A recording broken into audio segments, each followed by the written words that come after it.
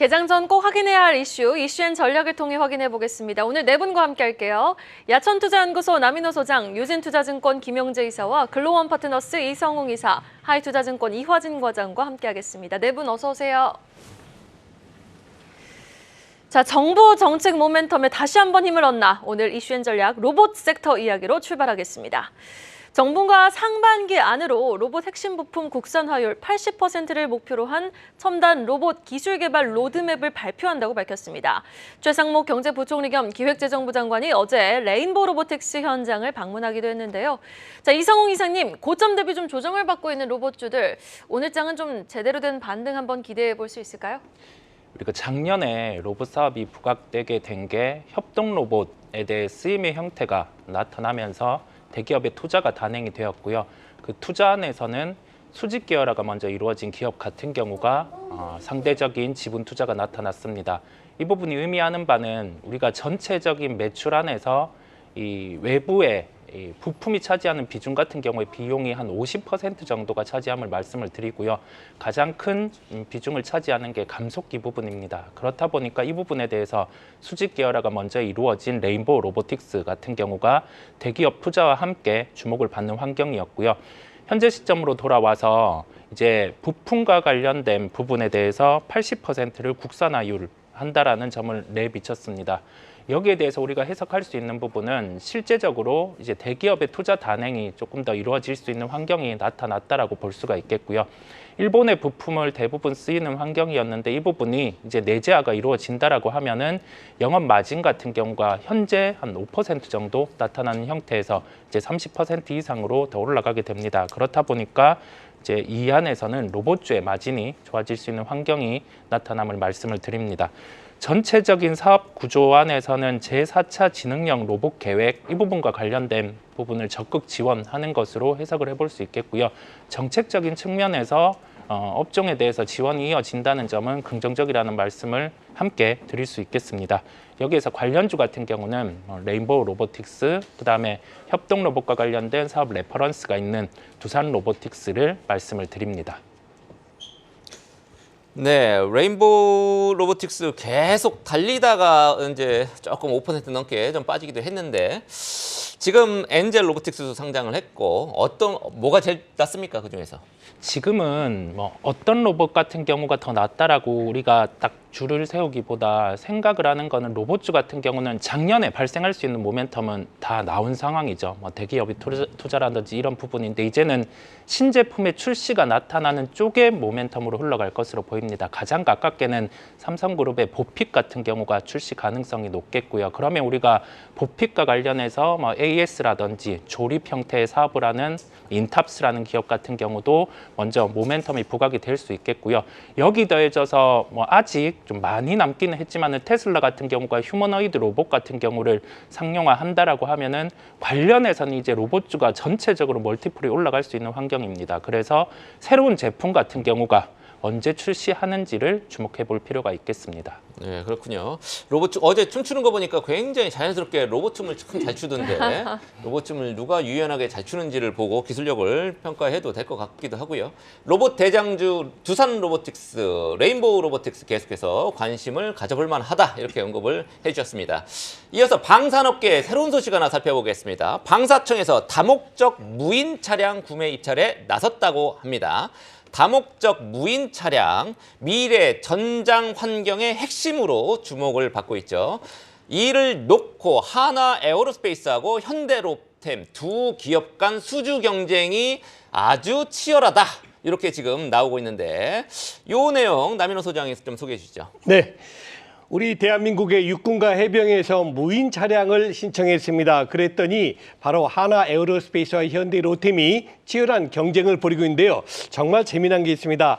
지금 1차 예비 선정을 했거든요. 거기가 네. 어딘지 아십니까? 어딥니까? 현대 로템입니다. 왜 그렇게 선정됐냐면요. 하나 에어로스페이스하고 현대 로템이 둘 다 0을 낸 겁니다. 아니 가격이요? 예, 가격을 0을 냈습니다. 그러니까 우리 돈 안 그럴 수가 받겠다. 있나요? 무조건 우리만 주세요. 왜 그럴까요? 네. 바로 한국의 우리 육군과 해병에서 그 무인 자동 장갑차를 쓰면 외국에서 미국이나 영국이나 이런 다른 나라에서 그만큼 선호하기 때문입니다. 네, 출연권을 그런데 쌓으려고. 한화하고 한화 에어로스페이스하고 현대로템 누가 선정됐을까요? 현대로템입니다. 네. 어떤 어떻게요? 방식으로 됐을까요? 어떻게 됐나요? 가위바위보. 네, 바로 이 방식이었습니다. 아. 둘 다 0을 제출하니까 참 방사청이 힘들죠. 이거 진짜 가위바위보를 했나요? 네, 오. 1차 선정을 가위바위보 어머. 해가지고 네. 현대로템 됐습니다. 그래서 지난 2년 동안 현대로템은 우리 국산 그 무인 장갑차에 했고 여기서 우리 한화 에어로스페이스 얼마나 화가 났겠습니까? 네. 분명히 우리 제품 더 좋은데 그래가지고 한화 에어로스페이스는 어디로 갔을까요? 바로 미국 해병대로 갔습니다. 그래서 미국 해병대에서 성능 시험 테스트 다 거쳤습니다. 이 이야기는 무슨 얘기입니까? 현대로템도 좋은 장갑차 만들고 한화 에어로도 만듭니다. 그래서 최종적으로 이제 시험 선정 끝났고 본 선정이 들어갔죠. 그래서 이번에 또다시 하면은 양사 또 0을 냈겠죠. 그러면 또 가위바위보 할 수 없지 않습니까? 그래서 이번에는 철저하게 성능 검사, 다시 말해서 얼마나 그 무인이 정확하게 속도 있게 움직이느냐, 얼마나 많은 용량 실느냐 이런 성능 테스트를 한다 그럽니다. 이제 주가로 들어가 볼까요? 한화 에어로스페이스 최근에 주가 무섭게 올랐죠. 21만 2천 원. 현대로템 37,800원. 한화 에어로보다는 좀 부족합니다만 역시 큰 폭 올랐습니다. 저는 그래서 단기적으로는 양사가 모두 바로 오늘 바로 매수하기는 좀 부담스럽다. 그러나 요즘 우리 방산업이 어떻습니까? K방산 전 세계에서 다 찾고 있어요. 유럽, 아프리카, 중동, 아시아 모두가 다 찾고 있기 때문에 저는 방산업에 대해서는 여러분 포트의 10% 정도는 늘 항상 가지고 계신 게 좋겠다. 그래서 다시 번복해서 말씀드리면 지금 바로 사지 마시고 조정 시에 한화 에어로스페이스하고 현대로템을 관심을 두시면 좋겠습니다. 얼마나 조정받으면 들어갈까요? 아마 보통 저는 10% 정도 보거든요. 네, 고점 대비. 네. 네, 알겠습니다. 이렇게 질주하고 있는 K방산주들 최근 높아진 밸류에 따른 재점검은 필요하다라는 목소리가 나오고 있는 가운데 여전히 긴 호흡으로 긍정적일 수 있다라는 시장의 평가가 나오고 있는 만큼 한화 에어로스페이스, 현대 로템의 수주 경쟁 여부와 더불어 두 기업의 추가 상승 한번 기대해 보도록 하겠습니다. 자, 이어서 코스피 이전 상장 재도전에 나선 파라다이스 소식도 한번 짚어볼까요? 파라다이스가 어제 코스피 이전 상장 예비 심사를 청구했습니다. 이번엔 큰 변수가 없는 한 코스피 문턱을 넘을 것이란 시각이 지배적인데요. 자, 이번엔 김영재 이사님이 관련해서 주목해야 할 포인트 좀 짚어주시죠. 네, 일단 현재 상장되어 있는 카지노, 국내 카지노 관련 종목들이 크게 4개 종목으로 볼 수 있는데 아시다시피 국내 내국인 전용 카지노 운영 중인 강원랜드 그리고 외국인 전용으로 파라다이스 GK의 롯데 관광개발이 있습니다. 그런데 유일하게 파라다이스만이 현재 지금 코스닥 소속인데 이번에 코스피 이전으로 상장이 되지 않을까라고 기대를 하고 있습니다. 물론 이제 과거에도 2013년이었던가요? 그때도 코스닥에서 코스피 이전 상장을 추진했던 적이 있었는데 그 당시에는 이제 거래소 코스닥 본부가 좀 잔류를 좀 설득을 해서 그때는 잔류를 했다고 하는데 시장에서는 이번에는 코스피 이전 상장 예비 심사 청구가 큰 무리 없이 통과될 것으로 보고 있습니다. 그 이유는 우선 실적이 작년에 매출액이 9,942억 원, 그리고 영업이익이 1,458억 원이었는데 이것이 코로나 이전 수준을 넘어서는 역대급 실적을 달성한 바 있고요. 그리고 회사 측에서 밝힌 바로는 이번에는 거래소 코스닥 관계자들과 충분한 논의를 거쳤다고 지난 주총에서 밝혔기 때문입니다. 향후 일정은 6월에 심사 결과가 나오게 된다면 거래소 신규 상장과 코스닥 상장 폐지 신청을 하게 되고 이후 7월에 신규 상장 신청 승인과 매매 개시가 이루어질 것으로 예상해 볼 수 있습니다.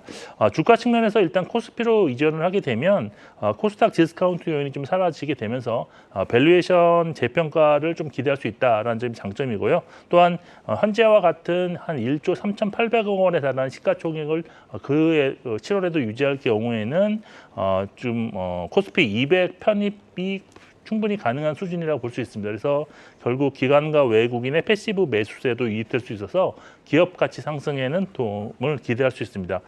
이러한 수급적인 요인이 아니더라도 사실 파라다이스 같은 경우는 주가가 좀 상승할 수 있는 모멘텀이 좀 있다라고 보고 있는데요.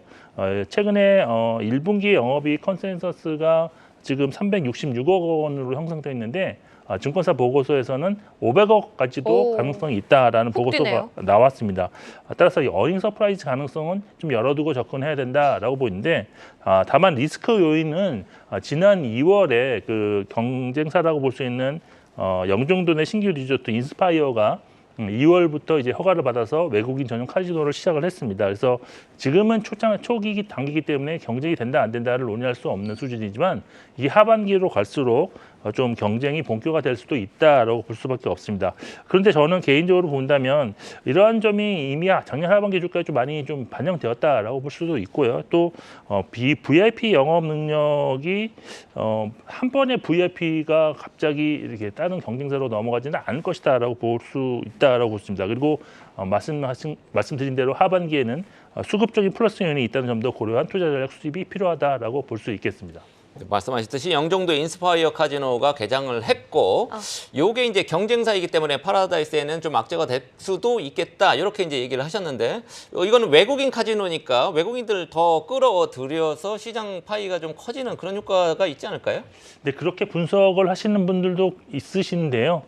근데 이제 제가 볼 때는 최근에 호텔 사업을 같이 하는 이런 카지노들이 조금 더 각광을 받을 수 있는 요인들이 있습니다. 아무래도 코로나 시기에 호텔들이 너무 폐업을 많이 해서 지금 남아있는 호텔들이 별로 없어서 중국인들의 어떤 숙박 문제가 해결되지 못한다는 그런 기사가 좀 나온 적이 있습니다. 그래서 그렇군요. 파라다이스는 아무래도 최근에 영업이익 흐름이 다른 카지노 대비 좋은 점이 그런 점도 좀 있지 않나라고 판단하고 있습니다. 네, 알겠습니다. 파라다이스 주가 우상향 흐름이 이어지고 있죠. 코스피 이전 상장의 역대 최대 실적 전망까지 더해진 만큼 추가 상승 응원해 보겠습니다.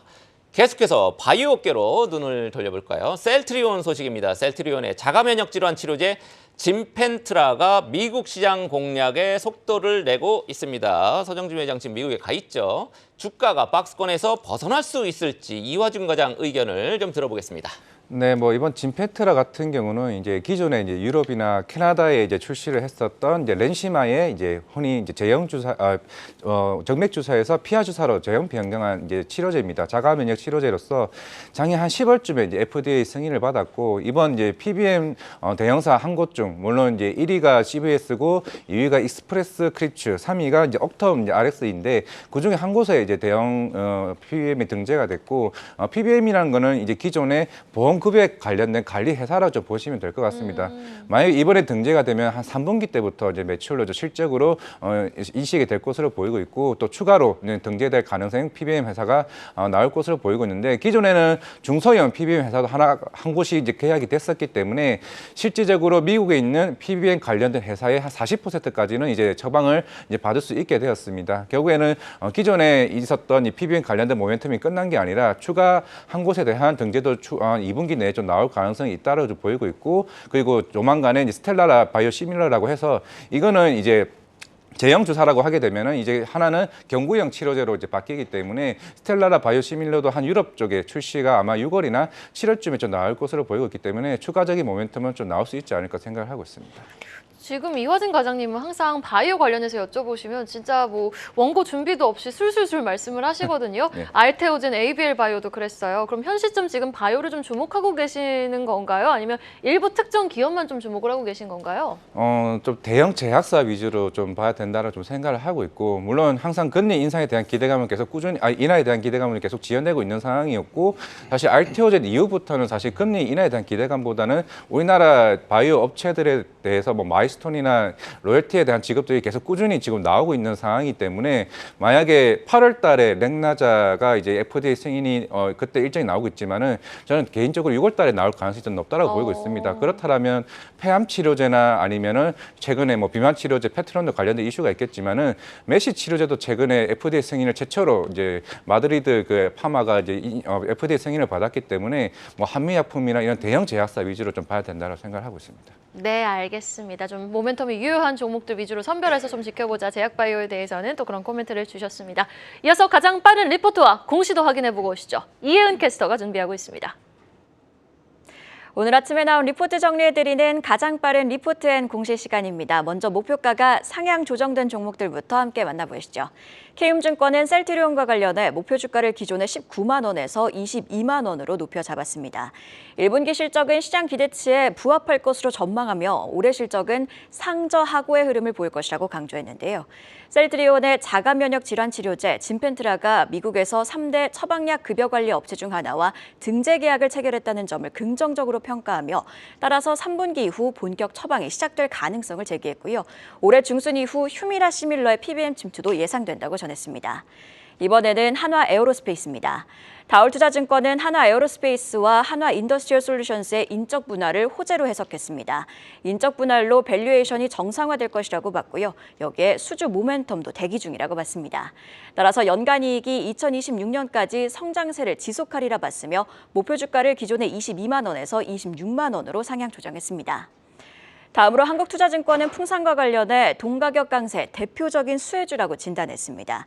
또 방산 부문은 연간 매출액이 1조 원을 넘기고 수출 비중이 확대되면서 이익률이 상승했다고 전했고요. 따라서 중장기적으로 황금기에 진입했다며 목표 주가를 6만 원에서 6만 6천 원으로 높여 잡았습니다. 마지막으로 목표가가 하향 조정된 종목들도 만나보시죠. 메리츠증권은 카카오 투자 의견은 매수로 유지했지만 목표 주가를 기존의 8만 3천 원에서 7만 3천 원으로 낮춰 잡았습니다. 재무제표 변경, 감가상각비 증가 등으로 1분기 영업이익 전망을 하향 조정했는데요. 또 작년 9월 카카오톡 선물하기 환불 정책이 변경되며 당분간 매출 관련 변동성은 불가피하다고 덧붙였습니다. 지금까지 가장 빠른 리포트앤 공시 이은이었습니다. 저희가 짚어봤던 셀트리온과 한화 에어로스페이스 모두 오늘 목표가 상향 조정 리포트 나온 만큼 주가 추이 지켜보시면 좋겠습니다. 다음 소식은 반도체 이슈입니다. 오늘 오전 7시쯤 나온 로이터 통신의 속보도 있었죠. 미국 정부가 인텔과 TSMC에 이어 이르면 다음 주 삼성전자도 약 8조 원 넘는 보조금 지원 발표가 나올 것이란 보도가 나왔는데요. 이 가운데 삼성전자와 SK하이닉스는 모바일 디램에서 첨단 패키징 기술로 맞붙는다라는 소식이 전해졌습니다. 이 첨단 패키징 기술 구체적으로 어떤 기술입니까? 이성웅 이사님. 우리가 후공정단 같은 경우가 강조되고 있는 게 고대역폭 메모리 같은 경우가 전체 매출에서 이제 차지하는 비중이 5% 넘어가면서 이런 상황이 연출이 되었는데요. 이 부분이 모바일 디램으로 그대로 가지고 왔다라고 보시면 되겠습니다. 중요한 부분은 여기에서 패키징 부분이 중요하다라는 말씀을 드리고요. 삼성은 내년 하반기 양산 기술 목표고 SK하이닉스 같은 경우는 이제 현재 양산 목표에 있습니다. 그러면 이와 관련해서 원천 기술 쪽을 보유하고 있는 기업들 같은 경우가 좀 기술의 핵심이 될 수 있겠고요. 패널 레벨 패키징 이 부분 같은 경우가 이제 좀 층수를 쌓는데 유리하기 때문에 관련된 기술이 부과 가능할 것으로 보입니다. 우리가 관련주는 이 기술을 보유하고 있는 LB세미콘, 그다음에 네페스 이런 기업들을 주목하시면 되겠습니다. LB세미콘, 네페스 이런 관련주 꼽아 주셨고요. 고점 대비 꽤 조정을 받은 만큼 반등 모멘텀으로 작용해 주기를 기대하겠습니다. 계속해서 다음 이슈는 조선업종입니다.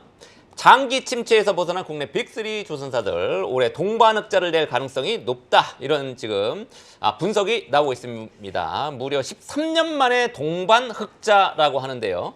조선주가 1분기 실적 시즌의 주인공이 될 수 있을지 우리 남인호 소장님 어떻게 보십니까? 네, 지금까지는 그럴 가능성은 매우 높습니다. 지금 13년 만이라고 말씀해 주셨는데요. 지난 2011년도죠. 말 그대로 13년도에 3사가 모두 흑자였다가 13년 동안 모두가 흑자난 적이 단 한 번도 없습니다. 그만큼 어두웠던 참 기나긴 암흑 터널에 들어갔었다라고 보시면 됩니다. 그런데 금년 1분기에는 한국조선해양을 비롯해서 삼성중공업, 하나오션 3사가 모두 흑자 전환이 될 것이 기대가 됩니다. 더불어서 세계 1위 자리를 쟁취했습니다. 1분기 우리가 받은 수주가 약 한 18조 정도 되는데요. 2위가 어디냐면 중국입니다. 중국이 1분기에 16조밖에 못 받았습니다. 그래서 말 그대로 세계 1위의 조선업으로 다시 등극됐다라고 말씀드리겠습니다. 자, 이제 주가 얘기해보죠. 한국조선해양부터 시작해서 11만 8천 원, 26,800원, 8,400원 딱 바로 오늘 사기에는 조금 부담스러운 가격인 것 맞습니다. 그러나 제가 늘 강조드린 대로 조선업에 대한 여러분들의 포트폴리오 저는 10%는 큰 문제가 없다고 보고요. 이 3사 중에 어떤 게 제일 좋을까요? 지나고 나면 1년, 2년 지나고 나면요. 3사의 수익률 거의 비슷합니다. 그래서 한국, 조선해양, 한화, 오션 그리고 삼성중공업 중에 여러분들하고 가장 합이 잘 맞는 그런 종목 꼭 포트폴리오에 구성하시면 좋겠습니다. 네, 포트의 조선주 10%, 또 아까 전에는 방산주 10%까지 좀 강조를 해주셨습니다. 근데 3개월 차트 보니까 HD 현대중공업 주가가 3개월 동안 조금 약세를 보였네요. 네, 제가 좀 고말씀 드리는 겁니다. 3개월이나 분기, 반기별로 보면은 3사가 좀 주가 차이가 납니다. 그런데 3년 여유로 딱 보시지 않습니까? 그러면 하나는 67% 올랐고 하나는 66% 올랐고 하나는 65%가 올랐습니다. 결론적으로 말씀드리면 지나고 나면은 3사의 조선업 주가 상승률은 대동소이하다 이 말씀을 드리겠습니다. 네. 네, 좀 세 개 다 좋다, 세 기업 모두 다 좋다, 합이 맞는 종목을 찾아서 한번 선별해보서 투자를 해보자라고 말씀해 주셨는데 이화진 과장님, 그래도 토픽 종목 알고 싶어요. 어떤 종목 토픽으로 꼽아주실 수 있을까요? 물론 최근에 많이 빠지긴 했지만 중장기적으로는 하나오션을 좀 봐야 된다라고 좀 생각을 하고 있습니다. 물론 이제 우리가 2, 3년 전에 수주받았던 그때 신조선가 지수가 150대였고 지금 184까지 올라왔습니다. 그렇다는 것은 2, 3년 뒤까지 매출이 계속 우상향할 수 있다는 좀 측면이 있었고 그동안 주가가 빠졌던 거는 대형 컨테이너선 부분들을 대부분 중국 쪽에 수주가 뺏겼던 부분도 있었고 물론 최근에 이제 플랜트나 풍력 쪽에 하나 쪽에서 이제 양수를 받았다는 측면에서 주가가 많이 빠지긴 했었지만은 향후에 이런 시너지 효과와 이런 매출에 대한 수주의 모멘텀이 이제 본격적으로 이제 4월 이후에 좀 나오지 않을까 생각을 하고 있기 때문에 하나오션을 탑픽으로 제시하도록 하겠습니다. 네, 알겠습니다. 조선주 1분기 흑자 기대와 함께 토픽주로는 하나오션 꼽아주셨습니다. 중국을 제치고 수주액 1위를 탈환한 K조선, 중장기적인 호황 사이클과 이에 상응해주는 주가 흐름까지 한번 응원해보도록 하겠습니다. 자, 이어서 오늘의 마지막 이슈입니다. 의무 보유 확약 해제로 몸살을 앓고 있는 새내기주 소식 짚어보면서 마무리해볼까요? 작년 말 상장한 신규 상장 종목들이 매물 폭탄을 맞으며 투자자들의 불안감이 확대되고 있습니다. 대응 전략 좀 어떻게 세워가면 좋을지 김용재 이사가 좀 제시해 주시죠. 네, 일단 최근에 이제 IPO 당시에 배당 물량을 많이 받기 위해서 이제 락업이라고 해서 일정 기간 주식을 팔지 않겠다고 약속한 그런 게 해제되면서 물량이 나오면서 신규주들이 많이 급락을 했는데 일단 이러한 점을 본다 그러면 일단 체크해야 될 것이 공모가 대비 현재 주가가 높게 지금 나타나고 있는 종목이든지 아니면 하루 평균 거래량 대비 이번에 해제되는 물량이 많은 종목에 대한 주의가 필요한데 최근 6개월 이내 신규 공모나 스펙 합병을 통해서 신규 상한 종목이라면 이런 해제 일정을 꼭 확인해 보실 필요가 있다라고 보고 있습니다.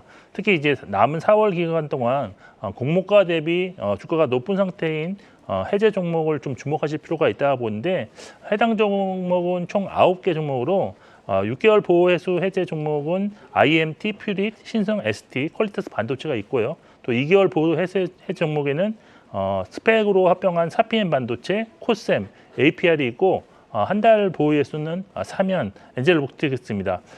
이 중에서 5% 이상 해제된 종목이 IMT, 사피엔 반도체, 코셈, APR, 엔젤 로보틱스이고요. 일단 투자 전략을 정리를 해보자면 평균 거래량 대비 해제 물량이 큰 종목은 일단 보수적 관점으로 접근이 필요하다라고 보고 있고요.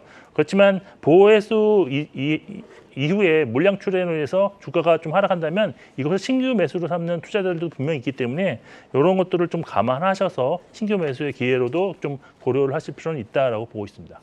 특히 이제 상장한 지 얼마 안 된 코셈이나 APR 이런 데들 어떻게 해야 됩니까? 이건 공모가도 밑돌고 지금 주가가 계속 떨어지고 있는데 지금 말씀하신 대로 보유횟수 해제 한꺼번에 물량이 너무 많기 때문에 그렇다고 보는데 이거 떨어지고 나서 다시 매수할 해도 괜찮은 겁니까? 어떻게 보십니까? 일단은 제가 보기에는 성장성이 확실하고 그다음에 실적 대비 좀 저평가되어 있는 그 현재가가 좀 저평되어 있다면 충분히 이런 이벤트 이후에는 주가의 어떤 반등의 계기가 될 수도 있는 상황입니다. 그리고 문제는 이제 현재가가 이제 공모가보다 낮지만 이제 그 이전에 공모 이전에 이제 투자했던 벤처 캐피탈이라든지 이런 종목들의 이런 기관 투자자들의 물량이 좀 나올 수 있다는 우려감 때문에 지금 주가가 못 가고 있는데 이런 이벤트가 또 큰 물량이 지나가고 오버행 이슈가 해소된다면 주가는 충분히 반등할 수 있는 그런 시점이다라고 보고 있습니다. 네, 오버행 이슈가 있기 전까지는 좀 악재로 계속해서 작용할 가능성은 있다. 이렇게 보면 될 것 같습니다. 자, 지금 시간 8시 21분 막 지나고 있죠. 오늘 여러 가지 이슈가 있습니다. 내일은 이제 총선이니까 이제 우리 국내 이슈 열리지 않고요. 오늘 휴일 전 오늘 개장 전에 꼭 체크해야 될 포인트 어떤 것들이 있는지 이화진 과장이 전해주시겠습니다. 네, 뭐 첫 번째로는 오늘 이제 에크프로가 이제 거래가 정지가 됩니다. 일단 5분의 1로 이제 액면 분할이 되기 때문에 25일부터 이제 재개가 될 것으로 보이고 있는데 보통 이제 액면 분할하기 전에 주가가 오르는 편이긴 한데 물론 최근에 LG 에너지 솔루션도 실적이 좀 안 좋았던 측면이 있었기 때문에 그만큼 2차 전지에 대한 업황이 아직까지는 조금 부진한 측면이 없지 않아 있기 때문에 좀 25일 이후에 대한 좀 유동성 공급에 대한 흐름도 좀 봐야 되지 않을까 생각을 하고 있고 두 번째는 이제 미국의 TSMC의 이제 보조금 66억 달러 이제 지원을 한다는 얘기가 나왔는데 원래 당초 예산은 50억 달러였습니다. 50억 달러였는데 그 10억 달러가 추가로 이제 보조금이 발표가 됐고 오늘도 이제 로이터 통신에서도 삼성전자 아마 다음 주 안에 발표가 될 것으로 보이고 있는데 60억 달러에서 70억 달러까지 이제 늘어날 수 있다는 이제 측면에서 오늘 또 삼성전자에 대한 주가의 또 방향성도 좀 중요하지 않을까라고 생각을 하고 있고요. 그 세 번째로는 오늘 삼성전자가 이제 어제 이부진 이제 호테신라 대표가 이제 523만 주에 대한 블록들을 발표를 했습니다. 물론 상속세에 많은 재원이었고 지난 1월 10일에도 이제 홍나이나 이서연, 이부진 대표가 그때도 대략 한 2조 원 넘게 상속세 만원을 해서 그때 주가가 좀 빠지긴 했습니다만은 지금의 추세는 사실 뭐 외국인이 지금 15일 연속으로 6조 원까지 순매수를 하는 측면이 있었고 잠정 실적 발표 잘 나왔고 이런 보조금에 대한 모멘텀이 있는 상황이기 때문에 물론 오늘 좀 변동성은 생길 수 있을지 모르겠지만은 그만큼 외국인 수급이 결국에는 이 블락딜 이후의 모습이 어떻게 바뀔까 그리고 삼성전자에 대한 수혜가 오늘 좀 중요하지 않을까 생각을 하고 있습니다. 네, 삼성전자 뭐 블록딜로 오늘 524만 주가 이제 매물로 나온다는 거죠. 주가에는 조금 부정적이긴 한데 사실 우리 뭐 제가 재벌 걱정할 건 아닙니다만 상속세 12조 원을 가족 3명이서 이제 분담을 해야 되는 거 굉장히 많긴 하죠. 그래서 매물 부담 계속 있었습니다. 네, 알겠습니다. 또 질문하실 거 있나요? 아, 네. 또 여쭤보자면 그 삼성전자가 이제 TSMC에 이제 미국 정부가 보조금 발표를 했단 말이죠. 미국 정부가 이제 칩스 액트 반도체 이제 지원 법안으로 총 527억 달러 책정을 해놨고 인텔 지원하고 TSMC하고 삼성전자도 다음 주에 이제 말씀하셨듯이 지원할 가능성 매우 큰데 요게 주가에 어느 정도 좀 반영이 됐겠지만 요 흐름 어떻게 보십니까, 삼성전자? 결국에는 뭐 이번에 관련된 전년 실적을 발표를 했겠지만 이제 4월 말에 이제 콘콜에서 이제 나올 향후에 물론 SK 하이닉스 같은 경우는 기존에 이제 HBM 쪽에 크게 좀 집중하는 측면이 없지 않아 있기 때문에 이런 투자 발표로 인해서 향후에 텍사스나 여러 이제 레거시 산단 공정에 대한 이제 수주 모멘텀이 추후로 좀 계속 나올 수 있지 않을까라고 생각을 하고 있습니다. 물론 최근에는 유리기판 관련 이슈도 있긴 하겠지만은 그런 이제 반도체 관련된 산단 공정에 대한 수주 모멘텀이 올해 하반기에도 좀 나오지 않을까 생각합니다. 하고 있습니다. 빠르게 테슬라도 여쭤볼게요. 테슬라 밤사이 5% 가까이 급등했거든요. 그런데 자율주행 관련주가 갈까요? 2차 전지주가 반등해줄까요? 이상홍 이사님. 아무래도 자율주행 쪽이 조금 더 유리하고요. 2차 전지 쪽은 주가 하방 경직성은 나온 상황인데 여기에서 전기차 수요를 확인하고 주가 상승하는 속도는 붙을 수 있겠습니다. 아직 좀 확인해야 될 부분이 남아 있겠습니다. 네, 알겠습니다. 오늘 이 시간 이렇게 네 분과 이야기 나눠봤습니다. 남인호 소장, 김용재 이사 그리고 이성웅 이사와 이화진 과장이었습니다. 말씀 고맙습니다. 계속해서 다양한 경제 이슈를 알고 싶다면 구독과 좋아요, 알림 설정 부탁드립니다. AI 캐스터 권미정이었습니다.